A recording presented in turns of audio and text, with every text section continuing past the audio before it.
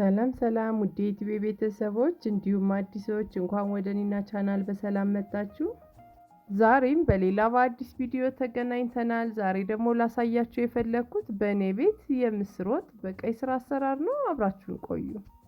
በቅድሚያ እዚህ ጋር ብረት ድስት ጥጃለሁ ማለት ነው። እሱ ሲግልልን ሽንኩርታችን ነው የምንጨምረው። እዚህ ጋር እኔ የተጠቀምኩት ሽንኩርት 4 መካከለኛ የሆነ ሽንኩርት ነው ማለት ነው። እሱን ድቅቅ አድርጌ ከትፌ አዘጋጅቻለሁ። በራሱ በሽንኩርት ውሃ እናበስለዋለን ሽንኩርታችንን።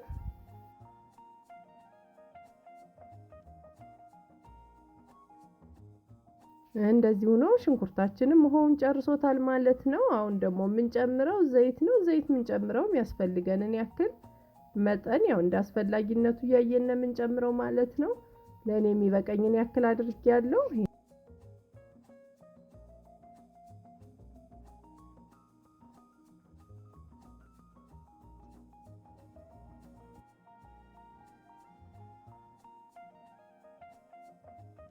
እንደዚህ ቆንጆ አድርገን ከተጠበሰልን በኋላ አሁን የምንጨምረው ቀይ ስራችንን ነው ማለት ነው። ቀይ ስር እኔ የተጠቀምኩት አንድ ሙሉ ነው፣ አንድ መካከለኛ ቀይ ስር ነው። እሱን በደንብ ድቅቅ አድርጌ ነው የተጠቀምኩት ማለት ነው። በርበሬ ይቆጥብልናል። ቀይ ስር ጣዕሙም ቆንጆ ነው። በጣም ደግሞ ከለሩም ጣዕሙም ልዩ ነው የሚሆነው ማለት ነው። ሰርታችሁ ሞክሩት።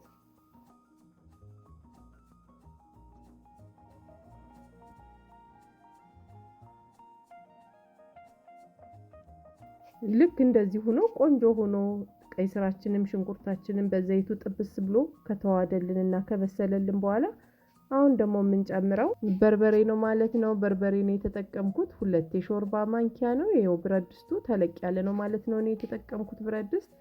እሱን እንደዚህ ጨምሬ በደንብ እናዋህደዋለን። ከለሩም በጣም ቆንጆ ነው የሚሆነው። በቃ በርበሬያችን አሁን በርበሬም ጊዜው ወቅቱ ውድ ስለሆነ ቆንጆ አድርጎ ይቀንስልናል። ጣዕሙም ደግሞ በጣም ልዩ ነው። ከለሩም በጣም ያምራል።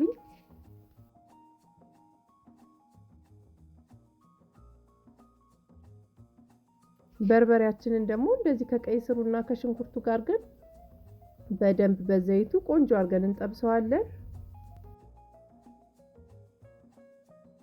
በርበሬያችንንም በዚህ መልክ ቆንጆ አድርገን ካቁላላን በኋላ አሁን ደግሞ ከጎን የፈላ ውሃ ነበረኝ። እሱን ጠብ እያደረኩኝ በደንብ አቁላለዋለሁ ማለት ነው።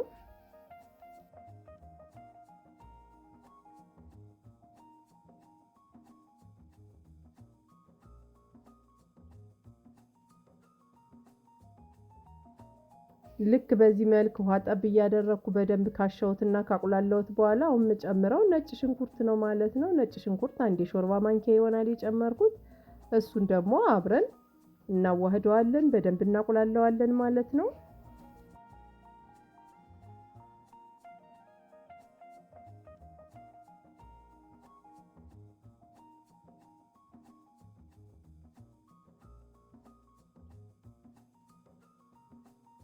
ነጭ ሽንኩርት ከገባ በኋላ ያው ውሃ ጠብ እያደረግን ማቁላላት አለብን። ምክንያቱም ነጭ ሽንኩርት ከገባ በኋላ ይይዝብናል ማለት ነው።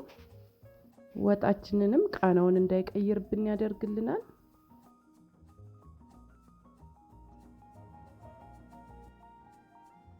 ነጭ ሽንኩርታችንን በደንብ እንደዚህ ውሃ ጠብ እያደረግን በደንብ ካቁላላ ነው በኋላ አሁንም የጨመርኩት የማቁላያ ቅመም ነው። የማቁላያ ቅመም 1 ሻይ ማንኪያ ይሆናል የጨመርኩት። እሱን ደግሞ በሱ በደንብ እናቁላለዋለን ማለት ነው።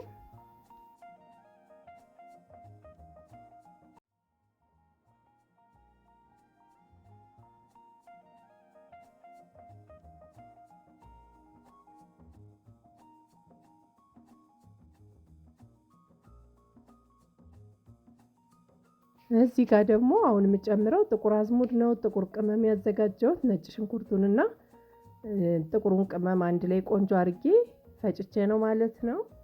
እሱን ደግሞ እንደዚህ የተወሰነ ግማሽ የሻይ ማንኪያ የሚሆን የጨመርኩት። እሱንም አብረን በደንብ እናቁላለዋለን።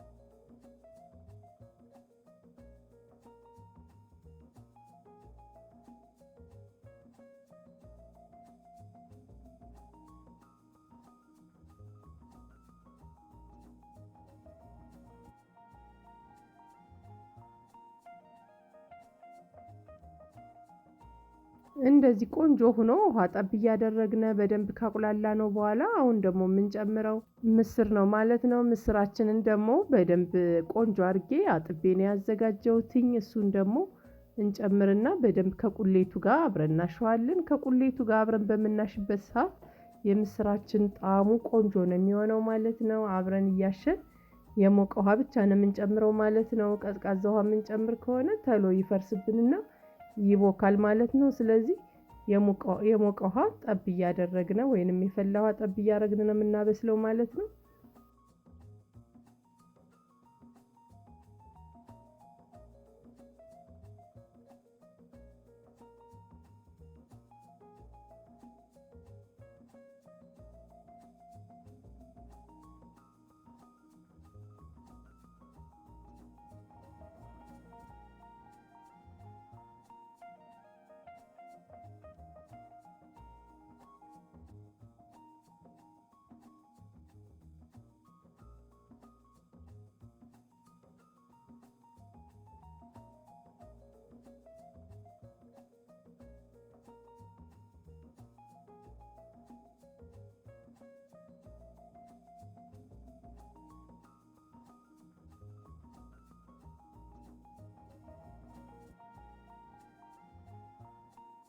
እንደዚህ ምንም አይነት ውሃ ሳንጨምር ምስራችንን በቁሌቱ በደንብ ጥብስ አድርገነዋል ማለት ነው።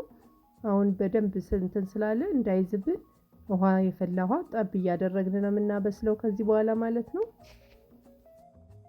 በዚህ አጋጣሚ ለመጀመሪያ ጊዜ ወደ እኔና ቻናል የመጣችሁ እንኳን ደህና መጣችሁ። ሰብስክራይብ በማድረግ ከጎኔ ዶሏ ምልክት በመጫን አዲስ ቪዲዮ ስሰራ ወደ እናንተ ይመጣል ማለት ነው። ለነባሮች ደግሞ ስለምትከታተሉኝ ከልብ ከልብ አመሰግናለሁ። እንዲሁም ሀሳብ አስተያየት ካላችሁ ኮሜንት ላይ ጻፉልኝ።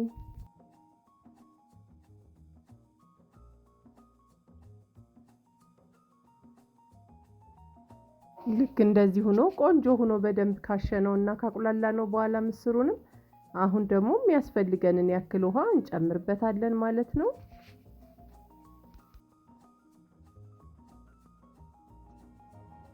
እንደዚህ የጨመርነው ውሃ በደንብ ሲንተከተክልን አሁን ደግሞ የምንጨምረው እንደዚህ የመከለሻ ቅመም ነው ማለት ነው። አንድ የሻይ ማንኪያ የሚሆን እጨምርበታለሁ።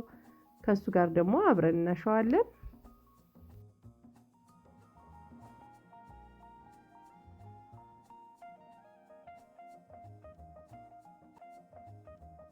እንደዚህ አብረን ካዋር ነው በኋላ ደግሞ በመጨረሻም ጨው ነው የምጨምረው። ጨውን የጨመርኩት አንድ የሻይ ማንኪያ ሙሉ ነው ማለት ነው።